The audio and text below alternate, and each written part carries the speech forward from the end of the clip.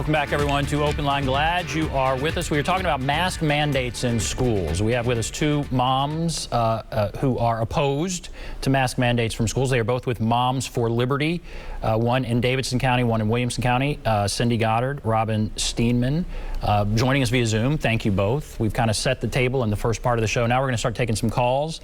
Let's go to Robin, who has been waiting. Robin, hello. Yes, this is. I'm sorry, Rosalind. Rosalind, go right ahead. Yes. First of all, I'm living in Chicago, and I educated myself through Google on what the COVID is, what the Delta is, how can you get the COVID, and the purpose of wearing a mask. As I understand it, it's saying that by this virus being airborne and by man not having the wherewithal to control the virus in the air, that the way that you get COVID is through bodily fluids, through the mouth. And so if an infected person that you're unaware of is in the area that you're in, and you don't have something to cover your mouth, your nose and your mouth is where you get virus. The virus can get in and log in through your body, and you become infected. And that's why they say wear the mask.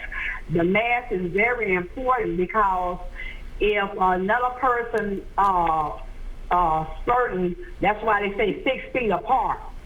Because if their liquids get on around the person's nose or mouth, then they will become infected.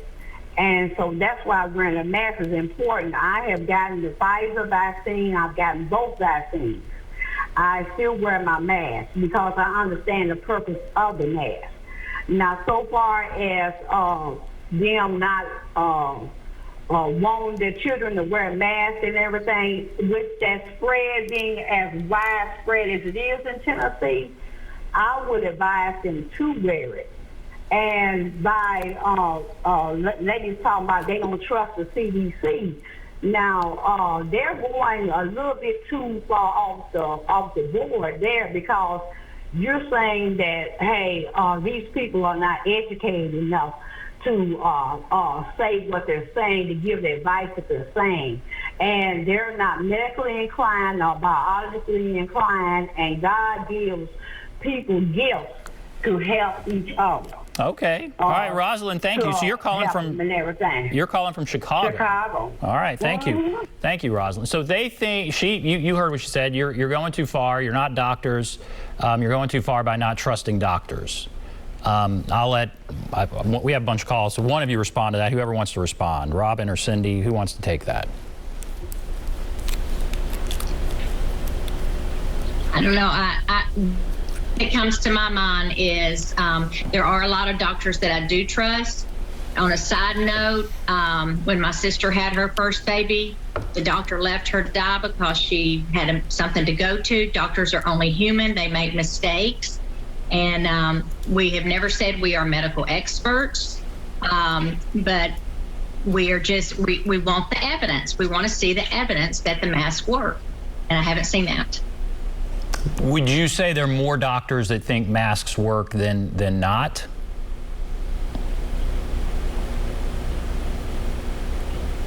The ones you hear reported, yes.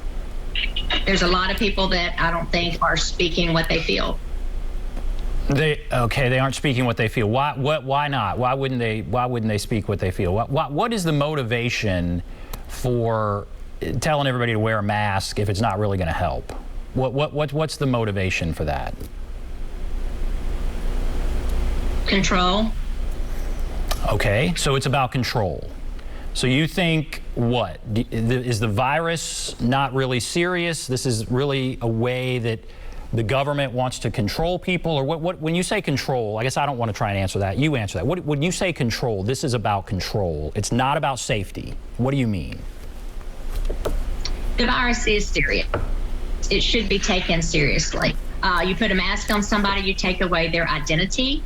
Our governor has stated schools do not have should not mandate masks, and we have school systems going against that mandate, defying his orders. So governor said one thing, school districts are doing another thing. So there you again, you've got the conflicts going on, and there's just so much out there, you just don't know who or what to believe anymore. Okay, that's true. And I've asked you a bunch of different ways why you don't believe, but you don't believe the doctors, you believe other doctors. All right, let's go to Taylor. Taylor, go ahead. Ben, ladies, good evening. Glad to see these ladies on here. We normally don't have guests from a more conservative thought on this particular program, so I'm glad to see you here, and that both of you have represented groups that thousands are supporting. You wouldn't know that if you watched the TV coverage of the Williamson County ambush of that meeting. Those three characters really did a lot to harm the tranquility of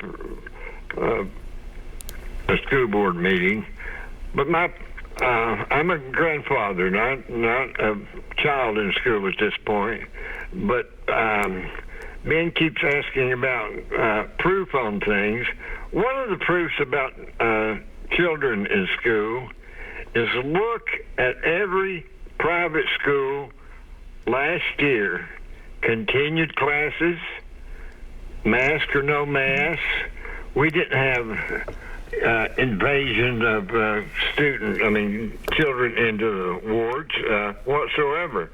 And a good portion of that last year and this year is being dictated to CDC and the government by the teachers union.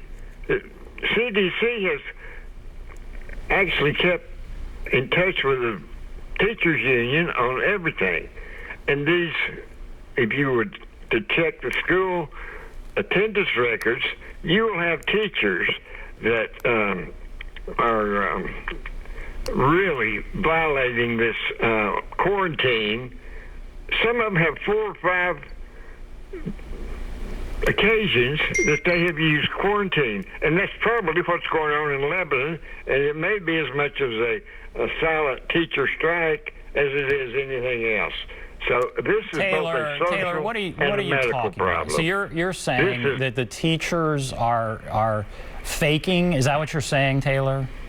No, I'm not saying they're faking. You're saying they've taken quarantine 4 and 5 times, and that's not, you don't think they were really sick. Is that what you're saying, Taylor? I'm saying they're using the quarantine. I'm not saying those that were sick aren't sick. I'm saying that if one student, like in Lebanon right now, they're saying 200-some students are out and 40-some teachers. Well, that's 25% of the teachers out for 200 students. It's outrageous. It's both social and medical, and one group feels like they should not have to abide. Again, it's not polio, it's not measles, it's a virus that is not that dangerous. You're just saying it's not that dangerous, so there you go. Taylor just says it's not that dangerous. All right. We are going to take a break, come back, continue our discussion. Be back right after this.